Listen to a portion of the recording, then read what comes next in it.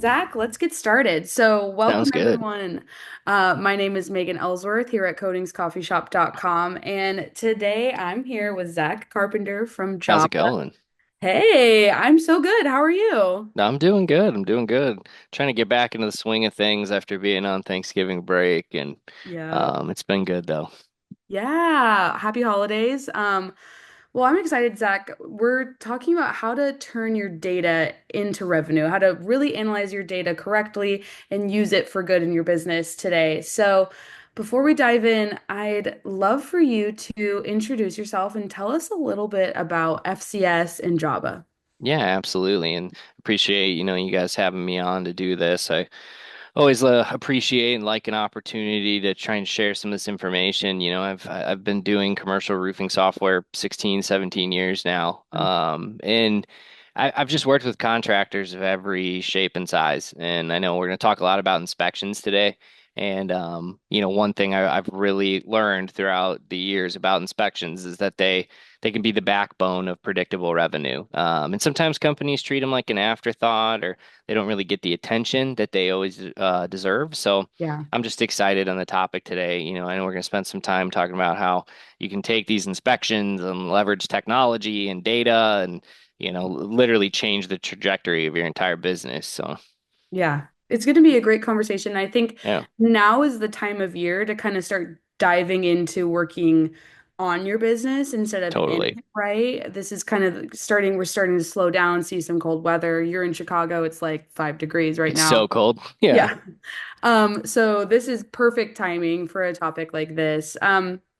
So let's get into it. Why are inspections an underappreciated tool for building revenue? Yeah, absolutely. And I don't know that roofers necessarily undervalue or underappreciate inspections on purpose, and Yeah. definitely not everyone does, right? I work with a lot of contractors that really get this and that do a lot of inspections.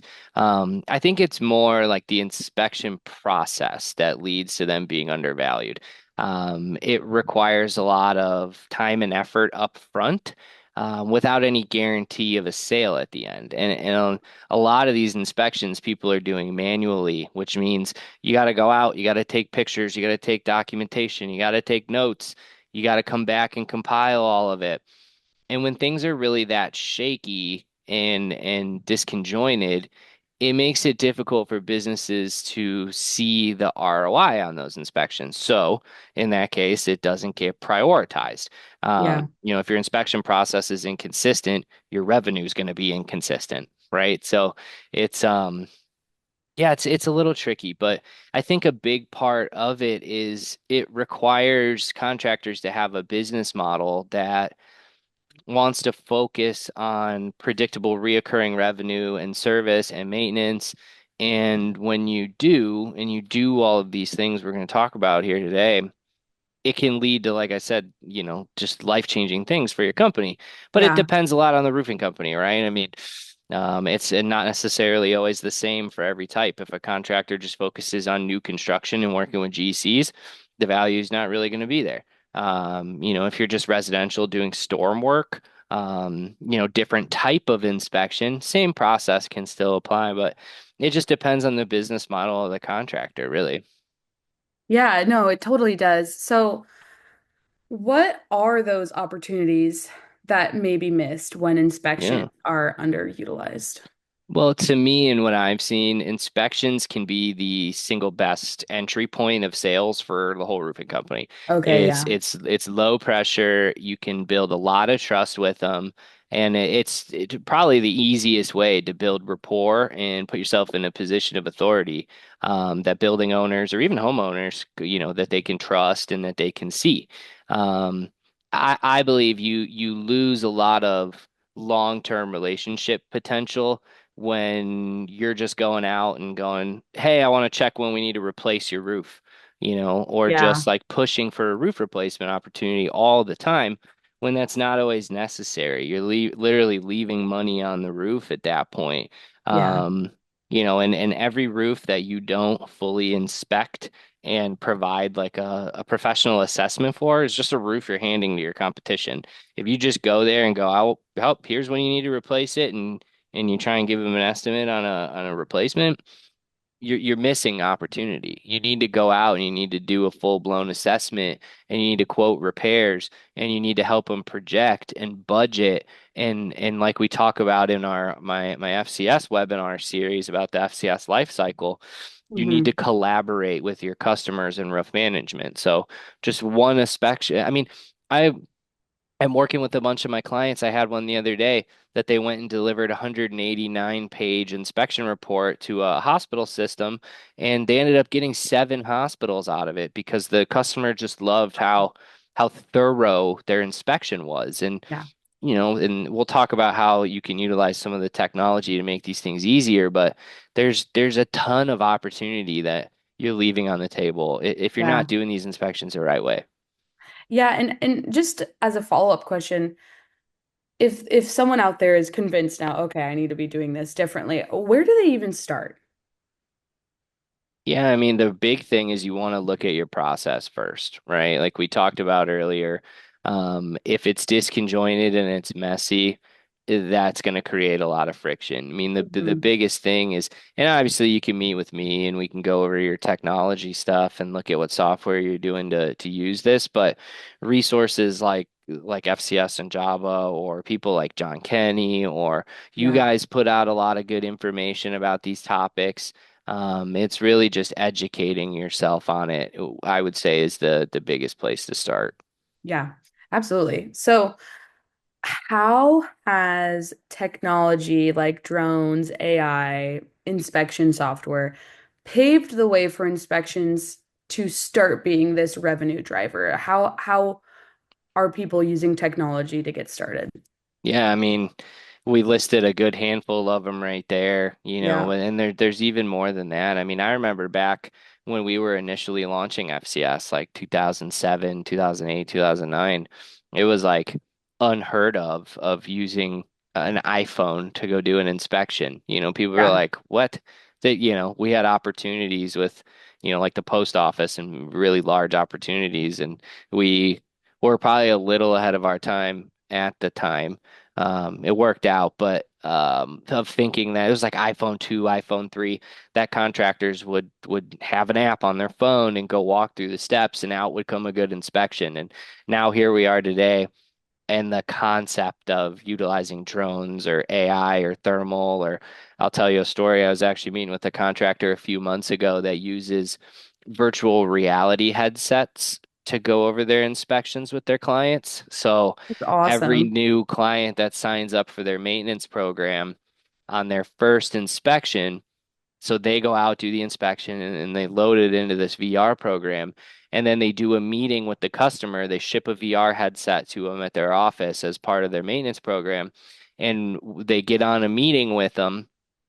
And in that very first meeting, they go over all the inspection findings with the VR headset. So they're like up on the roof and they're like, here, look at this, or here, check this out, or look at this area. And we've always promoted that a part of your inspection reports, one of the areas of the inspections we promote a lot are observation photos, where it's documentation of not necessarily things you're going to put a price to or things you're going to repair, but you want to familiarize your customer with the roof. They're not going up there, they're not necessarily familiar with it.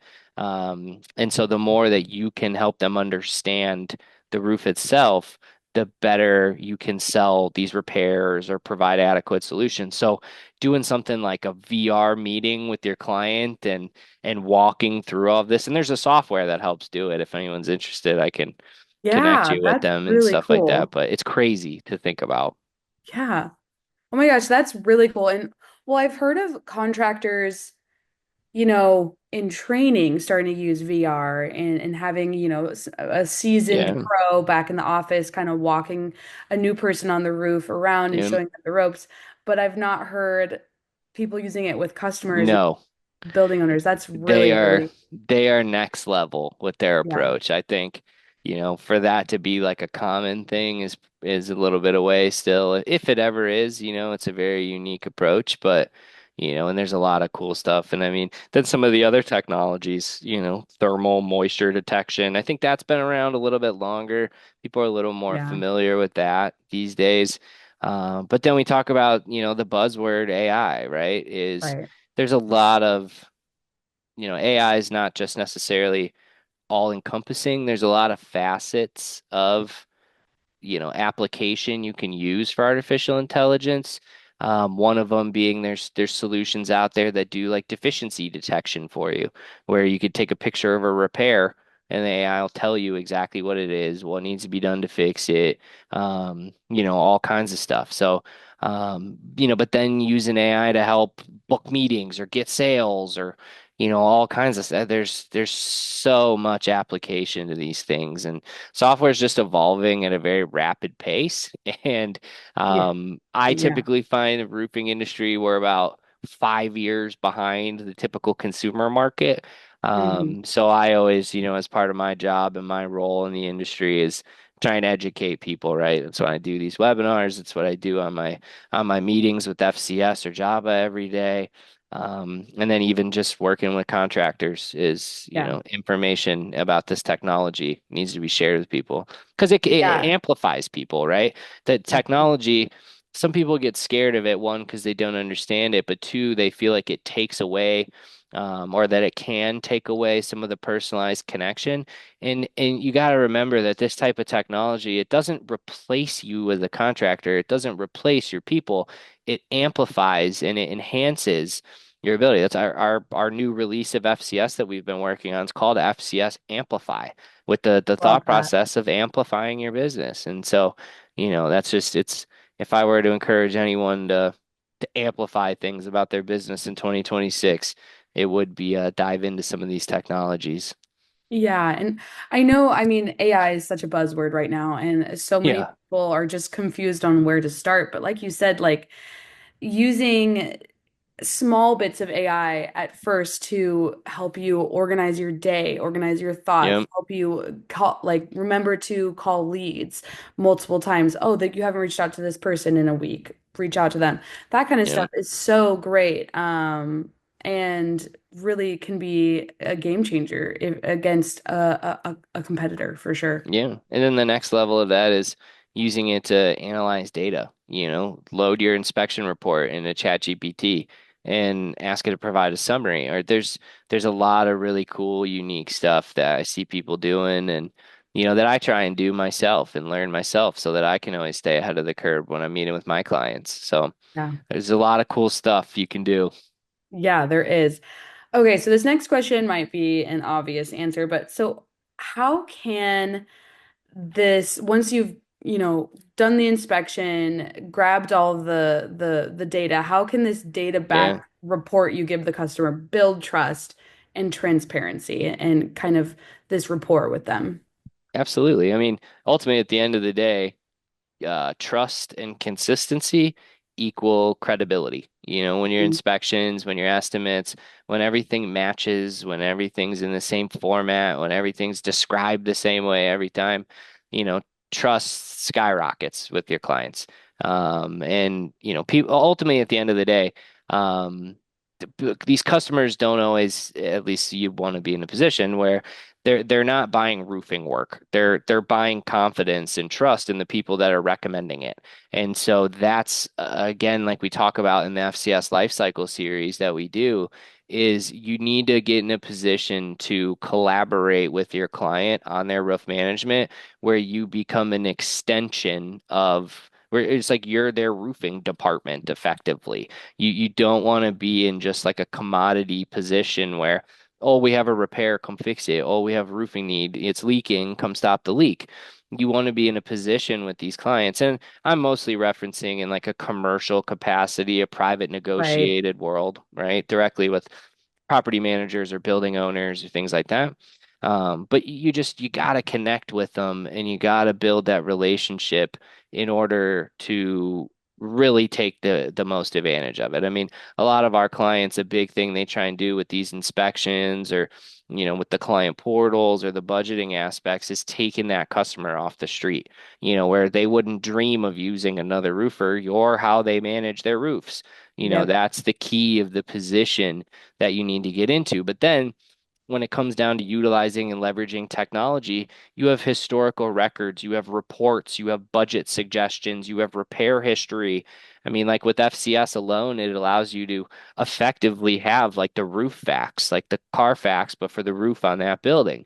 And the only Yeah. way that that stays accurate and the only way that the customers get access to it is by doing business with your roofing company. And when you can position yourself like that, that's when trust goes up and that's when revenue goes up. That's So such a good way to look at it, like yeah, Carfax. it is. I know. I tried to like previously in my presentations and stuff, I tried to find a way to like land that as a joke. But it makes so much practical sense that I just started saying it like a firm statement, you know. Yeah. No, it totally makes sense. And I mean, someone should trademark that roof Yeah, fact. coin that roof facts. Got the Yeah. roof facts. Someone Um, someone will now. Someone out yeah, if there. someone does that in the audience, you know who Yeah, to credit. have at it. Okay, so true. And I love that sentiment of what you're saying about Yeah. having not only that customer be a repeat customer, but you're like their you're their maintenance department, Yep. your roofing department, and kind of building that rapport that way is brilliant thinking. So how can once you have that rapport with the company, with the building company, how can you ensure the inspection data is consistent and reliable across different teams, locations, what have you? Absolutely. The my first recommendation, and I'll give everyone a couple of them, is probably the most obvious, which is have a platform, have a cloud-based platform that your team and your company access information on. Something like FCS or Java or like the solutions we provide. There's a bunch of them out there for companies that, residential companies would use something more like AccuLynx or something like that, for example. But get a cloud-based platform. And the reason you want to do that is for accessibility so that Yeah, people have access to the data, but then being able to make everything uniform. You want your inspection reports to always look the same. You want deficiencies or repair problems to be described the same. The more you can make your data uniform in the eyes of the client, the better in my mind. My next suggestion would be to build very clear SOPs. You need standard operating procedures for the way you do inspections, the way they're documented, the way they're delivered, what you do with them when you're meeting with the client, how you follow up on them. A big thing a lot of people like about FCS and our platform is the step-by-step inspection methodology. So we kind of already give you if you follow every step, you're going to get the perfect inspection report, so that you can just walk through our system and step by step and it's done. So that's the next big thing is build clear SOPs, for every area of your business, right? We're yeah, talking about inspections today, but you want to have these things clear and documented everywhere. And then quality control checks is another big one, right? You can have people out there, and even though you have things uniform, even though you have things buttoned up, you still, look it over one time. yep, Like I have, some colleagues and other people I work with that, they're getting introduced to using ChatGPT, for example, right? And yeah. they'll have ChatGPT help them make a document or make an email and just fire it off. And you just think it's done. Like it's a great Uh, tool and a resource, but like you gotta review it, you know. it's not the end all be all. No, you gotta look it over. You gotta make some edits. So the same Please. thing, exactly, for everyone's sake. So the same thing applies like with your inspections, for example, right? You can Yeah. have a uniform process, but maybe the guy took the picture upside down, or maybe, there's some weird in the background, or it came out fuzzy. Like just look the stuff over. Like in FCS, we Yeah. have a inspection approval process where before inspections can go live to the customer, an admin has to review the inspection data and approve it. Um, Um, so and at the end of the day, the reason you need to do all this is you can't make data-driven decisions if everyone's collecting data their own way. So so true. you want to centralize and dial everything in if you want to scale, if you want to be successful. And that's not always required, but it's the world we're living in. Yeah. And it's definitely the future. Yeah. Yeah, and it's such a good point too about the SOPs. We were on a webinar yesterday about succession planning, totally Yeah, different from this, but that was the a lot of main thing we were similarities talking though. about. Yeah, a lot of similarities. Having those procedures Hmm. documented, everyone's on the same page, so important. Yeah. And you said having that consistency and reliability to the customer relies on everyone working off of the same SOP. It does. Yep. And the same thing with that too is having trying to get people to work on the same systems. Yeah. A big talking point I've been having with a lot of contractors lately too is, there's all these different tools, there's all these different softwares out there, and as much as FCS and our programs do a lot, it's not a all in one where it can do absolutely everything. Like you still need accounting programs and there's other tools that people need. And so a big thing with people evaluating their tech stacks is trying to figure out how they can make everything work together. So something that we've been pretty big on promoting lately is having like a single source of truth. A big thing with all these softwares is when you're doing these selections is making sure that they can integrate and people can use whatever tools they want as long as at the end of the day, the single source of truth or the primary system for the business gets the data that it needs to operate. So Yep. there's a lot of interesting stuff there too, not to go too far off topic. There's so that we could totally go off topic with that. I Oh mean, yeah. that feels on topic, but so how once we are all on the same page, using the Hmm. same platform, getting reliable data from these inspections, how can we identify new sale opportunities or upselling services from this data from the inspections? Yeah, there's a lot that people can do. I mean, I think the most popular one I would say I see people leverage is the free inspection model. So, Yeah. like we were talking about earlier about why it can be a deterrent for some people, is that it does require a little bit of upfront commitment from the contractor to offer free inspections. But that's in my mind, the way to do it is that inspections are going to lead to a revenue driving opportunity. And so you have to trust your process that if you go do a free inspection, you're going to close this much work or you're going to do this much work. The statistics, and I think we'll actually get into this later, but it's about $500,000 to $600,000 of repair work per year for a full-time roof inspector. So once you Wow. can get these things dialed in and you can trust that process, it all makes sense. And that doesn't, I think we talk about this later, but that doesn't even factor in roof replacement opportunities that come from it. But Right. so that's a big one, offering the free inspections. And that really plays into, your marketing, your offering, different things Yeah. that you guys do. So I'd say that's probably the big one. But then being able to take the inspection data and use it to upsell customers or to follow up on additional repairs or Yep. get them to sign up for a maintenance agreement. Go do a roof inspection and everyone always focuses on the immediate needs, the emergency needs that need to get done right away. Spend a little bit more time focusing on that remedial category. In FCS, our inspection reports budget based on emergency repairs, remedial repairs, and then the replacement value. And then we also have an option to add a coding field to the budget as well. But Awesome. everyone just wants to spend time on the emergency and the replacement. But with the remedial repair data, which just for clarification, are items that aren't necessarily an issue today, but we can see them becoming an issue in the future that you want documented.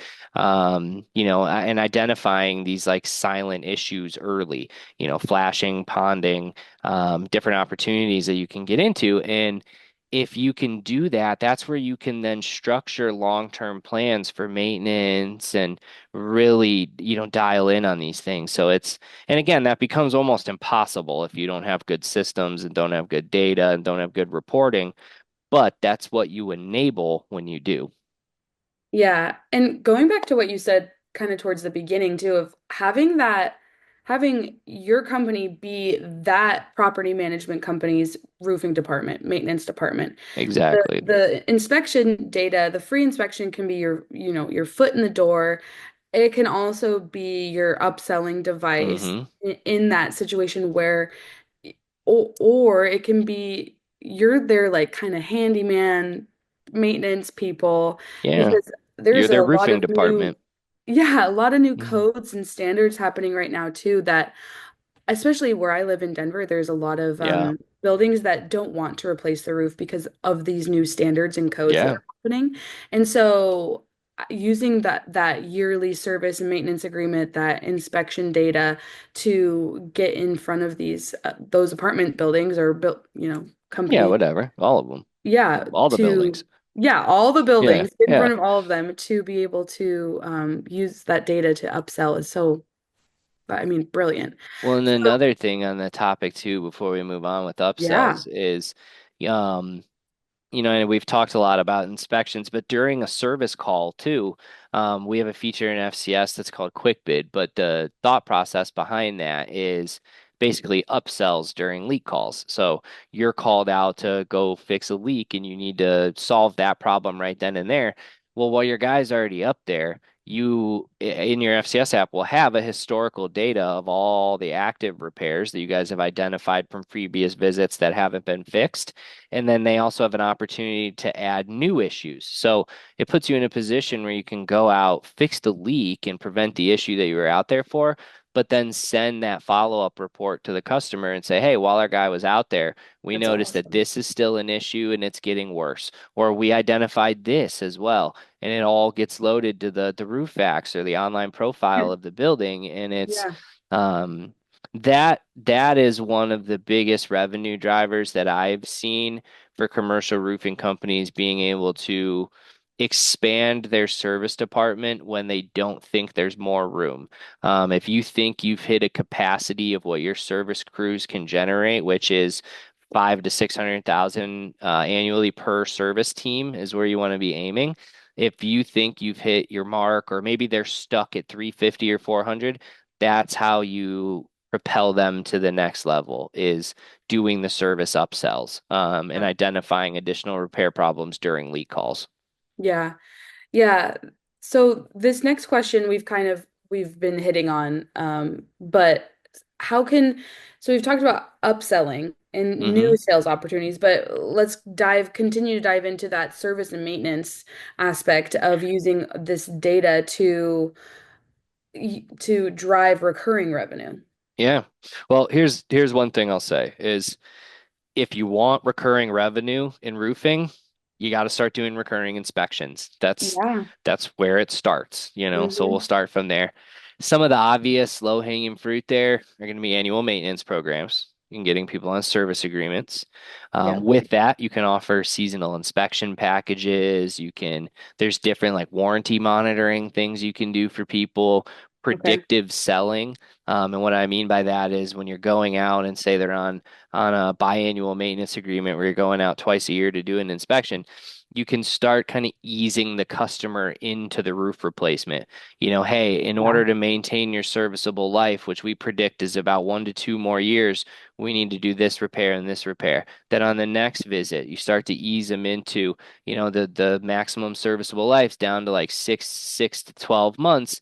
And by constantly working that in, when a replacement does become necessary or that is the next best step, they're ready for it. It's not this big shocker. Yeah. They're not going to get this sticker shock. You can start working them into this. I mean, I have customers that have told me throughout the years that they meet with their clients and they leverage the online data so well that clients get to a position where they look at the roof replacement budgets and when it's time to do it because they've been expecting it, they just call them and go, "Hey, go in and firm those numbers up. It looks like it's time to replace that roof."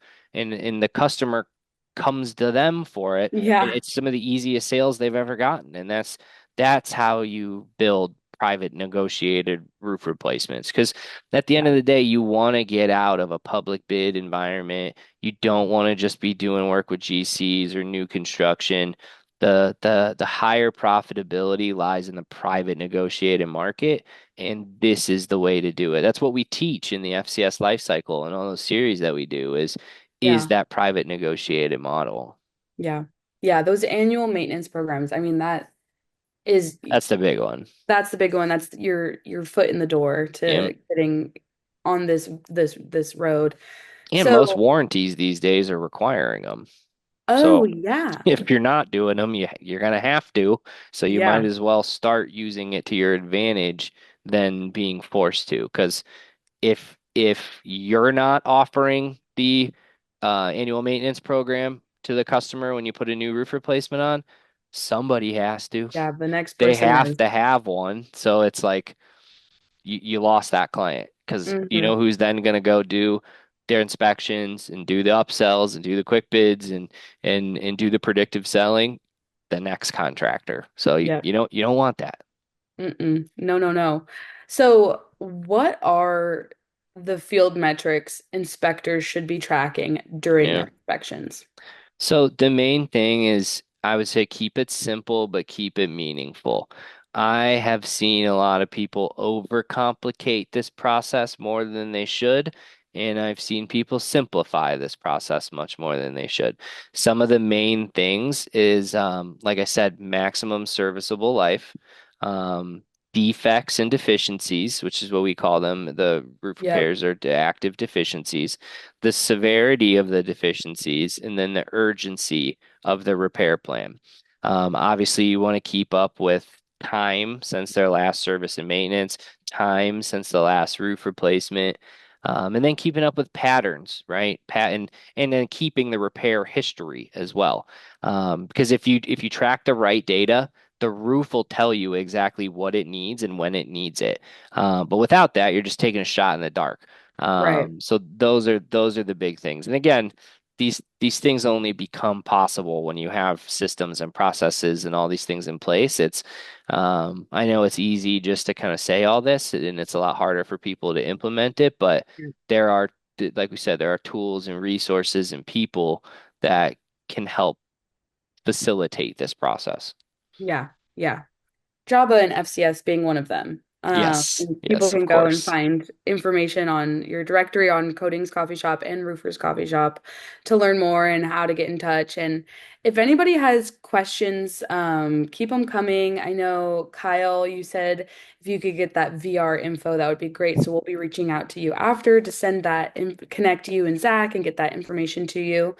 Um, Okay, so what KPIs or metrics should the leadership team of these companies track to connect the inspection data directly to the revenue performance?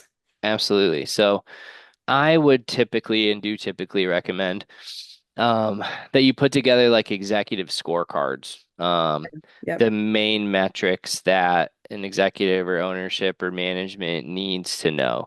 When it comes to inspections, you want to know conversion rates. How many inspections lead to how many proposals lead to how many sales? That's going to be really important.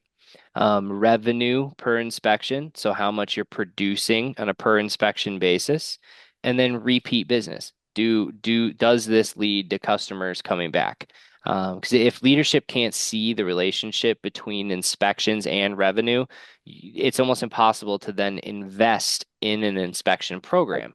So that's where these metrics are so important that you need to implement. And there's tons of them. You can get in the weeds and you can really break it down, but I would say those are probably the most important is conversion rates, revenue per inspection, and does it repeat? And then how often should leadership be looking at these numbers? Weekly, biweekly, monthly? I mean, we try and enable dashboards where you can see it daily. I mean, I Oh, know okay. things don't necessarily progress that way on a daily basis. You want to have visibility and transparency on it. When it comes to doing roof replacement projects, I think you should be looking at our daily progress reports every single day. Right. But at a minimum, weekly, do Okay. a weekly. I don't know if anyone implements like EOS or runs that kind of business model in their company, Yeah. but do your weekly L10s with your executive team and build together an executive scorecard. And obviously, we're just talking about roof inspections. The executive scorecard should have tons Right. more KPIs and metrics on it. But yeah, I would say do a weekly meeting. Even if you're not running EOS business system and you're not doing weekly L10s or stuff like that, you should have an executive or management level leadership meeting every week. I'm a big fan of like Monday meetings, ramp the team up for the week, get everyone Yeah. going. We've been doing that my whole career. Hmm. So I'd say the short answer is weekly. Yeah. Yeah. Yeah. That's great. Great advice. So, okay, we're we're getting down to the nitty-gritty I of know. what are the first steps? Where do people start to turn this data from inspections into revenue? Yeah. So to begin, I would take a look at your existing inspection process, take a look at what you're doing, take a look at what you're not doing, and really try and do a true, thorough assessment. Sometimes that's a lot harder to do yourself. So if it's hard to be objective, of your own business, bring someone in, people like John Kenny or Greg Hain or different Yeah. resources out there. I can meet with people when we do our software meetings and stuff and go through some of it with you, but audit your existing process, find the gaps, figure out where you're struggling, figure out where you're not getting the results that you want. Um, you need to see the holes in order to fill them. So start there. The next is, educate. Education is probably the biggest one. And what we mean by that is helping your customers understand the value of data-backed reports. And you may need to do this with your team as well. An owner may need to learn this themselves as well.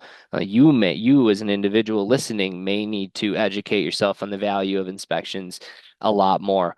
But if you're doing this kind of research, you probably know, but you may need to educate your inspectors, your salespeople, your Yeah. estimators, your service team, your service managers, your customers.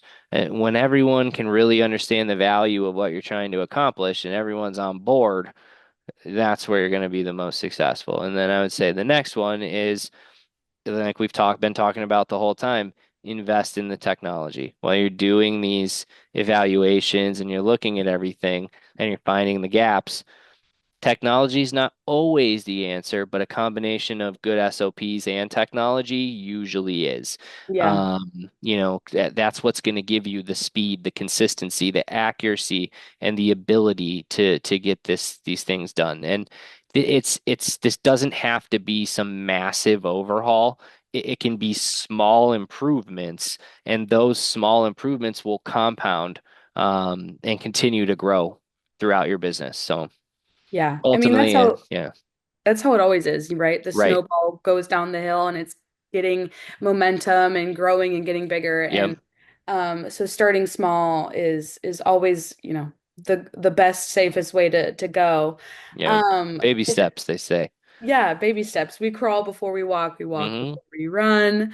There's So so many, if so anybody has many of them. questions out there on, what systems to be starting with, Yeah, anything regarding what we've talked about with turning inspection data into revenue today, please let us know. Um, I have one follow-up question, Zach, to kind of round yeah. us out, and that is how can people get started with FCS and Java to kind of to get this rolling in their Yeah, company? absolutely. Most of it starts with meeting with me. That's how I spend most of my days. If I'm not doing these webinars, I'm talking to contractors. We have forms on our website. We have forms on our social media. You can reach out to me directly.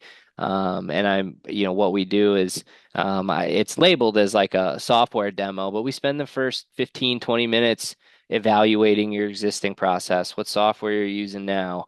So I'm happy to try and leverage, some of the experience I've gained over the last 17 years and go over that with people initially. So go on our website and do a demo request. And from that, I'll show you how our software works, but we'll also evaluate what's working and what's not working for you. Yeah.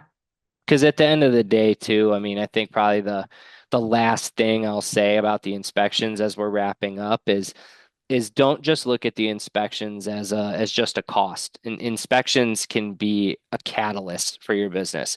If you dial them in, you can turn any roofing company into a predictable, data-driven, revenue-producing machine, and Yeah. so that would be my final takeaway is I'm a firm believer that they're very important.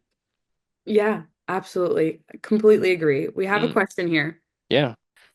And it is, how do you ensure your inspectors are capturing the correct inspection data without slowing down the workflow on the roof? Absolutely. And I get that with a lot of people too. You know, like I said, our FCS inspection app is it's step by step. Hmm. Sometimes the step by step can slow things down, right? And so, like I said, with quality control, even if your guys just want to go up and take all the pictures and kind of tell the story with their photos, then you can go sit in your truck and walk through the app, or you can still get on your computer and walk through the inspection workflow on your computer and load the pictures that way and take a little more time. Because I get it, time is valuable, especially when Right. you're on the roof. Yep. So there's different approaches and recommendations we can make for that. Yeah, that's great. Thank you. I hope that answered the question.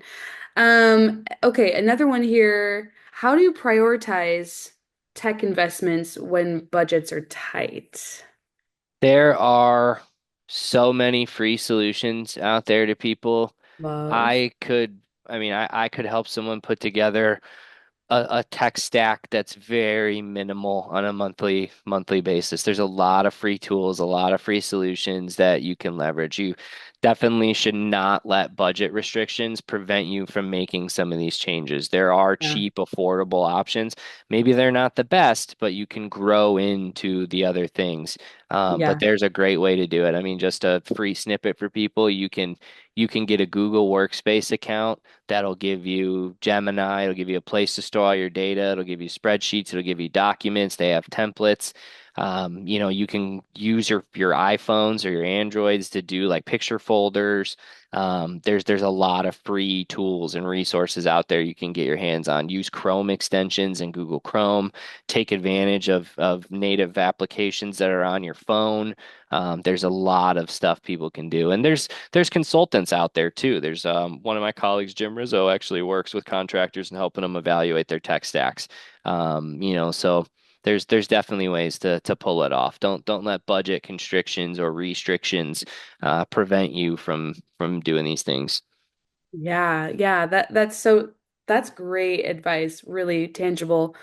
I love Google. I'm such a Google person. So good. I like Microsoft too, I guess, but I It's fine. love Google. Yeah, it's fine. Um, I just there's so much good stuff. Like we have Google Workspace and we have Gemini Pro as a part of our Workspace account, and they okay. just came out with a new tool called I think it's Nano Banana. It's a crazy name, but That's it's like their hilarious. new AI image generating model. And I was playing with it yesterday, and it's the most impressive image model that I've ever seen. So even with that as an example, even if you don't have like a really cool advanced Gemini model, you can go into ChatGPT and tell it to make you some marketing images, and boom, you can start posting that stuff on social media. You know, like again, quality control, you want to double check, you want to do these things, but you know, there's you don't have to let too many things like cost or lack of know-how be barriers these days. Yeah. Okay, and then probably a last question here. What is the timeline companies should expect before they start seeing ROI on some of these, starting to do inspections? Yeah, yeah, that's an interesting one. I mean, it's subjective. I mean, you could go do a roof inspect. Like I said with my client last week, they went and did one inspection and landed six hospitals. Oh yeah. Sometimes it takes a little bit, but and I would need to confirm this, but I believe the statistic is 4 out of 5 inspections will turn into service sales. So Wow. if you're not recognizing revenue in a relatively frequent or quick basis, you might be doing something wrong. Because they're proven. This is we're not just making this stuff up. You know, Yeah. these are proven systems and proving methods that the most successful, I mean, this is how the most successful contractors in the country operate. You know, we with Roofers Coffee Shop, we did a webinar with one of our clients out in the Northeast. I won't, you know, name them specifically here, but they're a multiple $100 million company that does 25, $30 million in service revenue alone. And they are huge proponents that the way they do it is they follow the model FCS is designed around. So you should see these things quick. But in terms of timelines for implementing a lot of this stuff, ROI once you get it figured out should come pretty quick. But a Okay. technology implementation, it's a 6 to 12 month thing. It's not an overnight. Yeah. You can see drastic improvements overnight, but overhauling your company doesn't happen overnight. You need to plan over a 6 to 12 month period that you're going to roll these things out in order to do them correctly. So, of Yeah. So true. Well, Zach, thank you so much for course, Megan.